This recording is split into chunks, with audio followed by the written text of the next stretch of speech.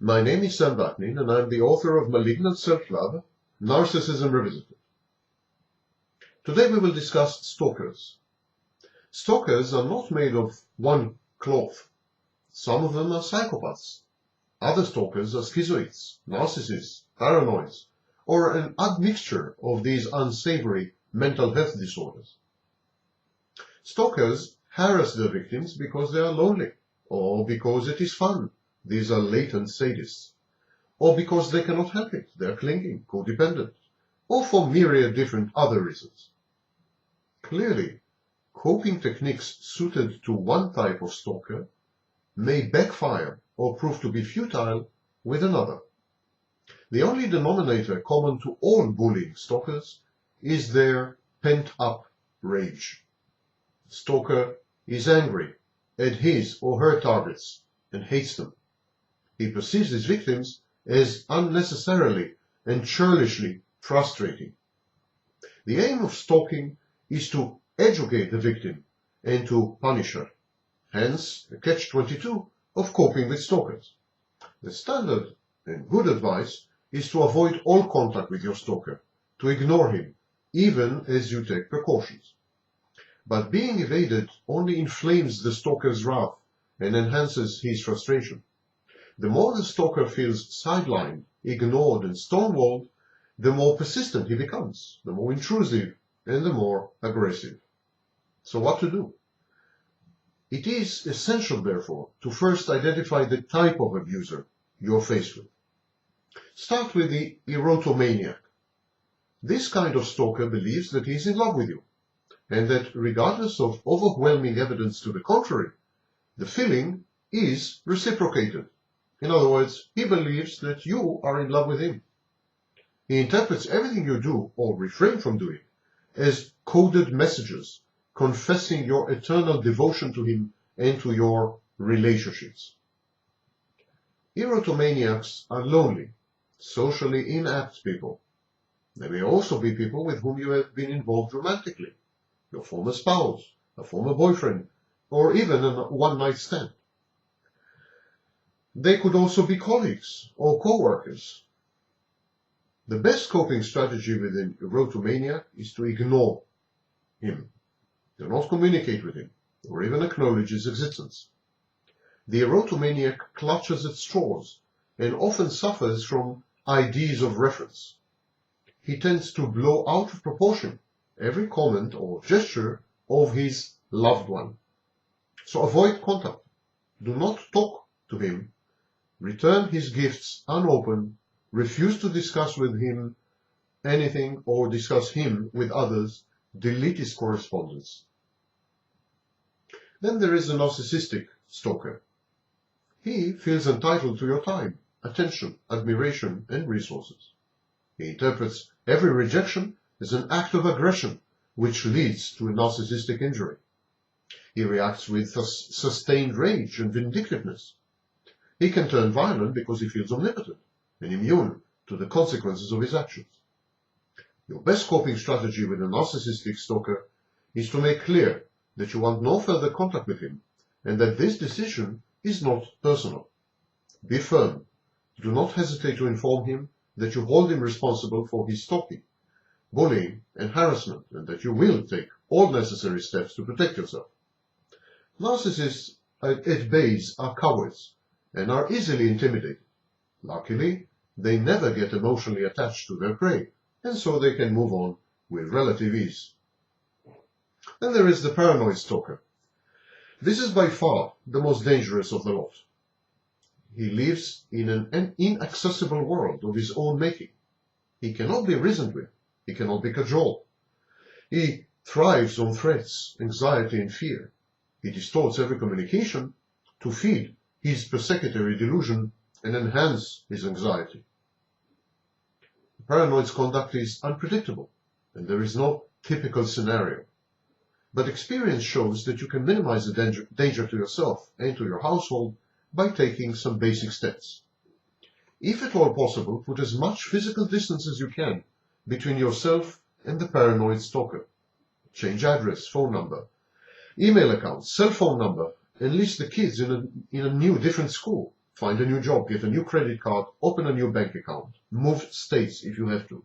Do not inform your paranoid ex about your whereabouts and about your new life. You may have to make painful sacrifices, such as minimize contacts, even with your family and best friends. And even with all these precautions, your abusive ex is likely to find you, furious that you have fled and evaded him, raging at your newfound existence, suspicious and resentful of your freedom and personal autonomy. Violence is more than likely to ensue. Unless deterred, paranoid former spouses tend to be harmful, even, in some cases, lethal. So be prepared. Alert your local law enforcement officers. Check out your neighborhood domestic violence shelter. Consider owning a gun for self-defense, or at the very least, a stun gun or mustard spray. Carry these with you at all times. Keep them close by and accessible, even when you're asleep or in your bathroom. Erotomaniac stalking can last many years. Do not let down your guard, even if you haven't heard from him for a while. Stalkers leave traces. They tend, for instance, to scout the territory before they make their move. A typical stalker invades his or her victim's privacy a few times long before the crucial and injurious encounter. So, is your computer being tampered with? Is someone downloading your email? Has anyone been in your house while you were away? Any signs of breaking and entering, missing things, atypical disorder, or even too much order? Is your post being delivered erratically, some of the envelopes having been opened and then resealed? Mysterious phone calls abruptly disconnected when you pick up. Your stalker may scout your home, sitting in a vehicle opposite your doorstep. So, if some of these signs exist, your stalker must have dropped by and is monitoring you. Notice any unusual pattern, any strange event, any weird occurrence. Someone is driving by your house morning and evening. A new gardener or maintenance man came by in your absence. Someone is making inquiries about you and your family. Maybe it's time to move on. Teach your children to avoid your paranoid ex and to report to you immediately any contact he has made with them. Abusive bullies often strike where it hurts most, at one's children. Explain to your children the danger without being unduly alarming. Make a distinction between adults whom they can trust and your abusive former spouse or ex whom they should avoid. Ignore your gut reactions and impulses because they are often misleading.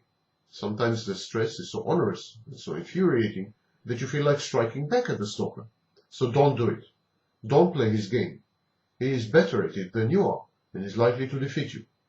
Instead, unleash the full force of the law whenever you get the chance to do so. Restraining orders, peace bonds, spells in jail, and frequent visits from the police tend to check the abuser's violent and intrusive conduct. The other behavioral extreme is equally futile and counterproductive. Do not try to buy peace by appeasing your abuser. Submissiveness and attempts to reason with him only whet the stalker's appetite. He regards both as contemptible weaknesses, vulnerabilities that he can exploit. You cannot communicate with a paranoid because he is likely to distort everything that you say to support his persecutory delusions. He has a sense of entitlement. He has grandiose fantasies. You cannot appeal to his emotions or reason. He has none. At least no positive emotions. Remember, your abusive and paranoid former partner blames it all on you. As far as he is concerned, you, recklessly and unscrupulously, wrecked a wonderful thing that you both had going. He is vengeful, seething, and prone to bouts of uncontrolled and extreme aggression. Don't listen to those who tell you to take it easy. Hundreds of thousands of women paid with their lives for heeding this idiotic advice. Do not take it easy. Do not calm down. Do be hypervigilant. Your paranoid stalker is inordinately dangerous, and more likely than not, he is with you for a long time to come. Finally, there is the antisocial or psychopathic stalker. Though ruthless and typically violent, the psychopath is a calculating machine, out to maximize his gratification and personal profit. Psychopaths lack empathy and may even be sadistic, but understand well and instantly the language of carrots and sticks. So your best coping strategy is to convince your psychopath that messing with your life or with your nearest is going to cost him dearly. Do not threaten him. Simply be unequivocal about your desire to be left in peace and your intentions to involve the law should he stalk, harass or threaten you. Give him a choice between being left alone and becoming the target or becoming the target of multiple arrests, restraining orders and worse. Take extreme precautions at all times and meet him only in public places.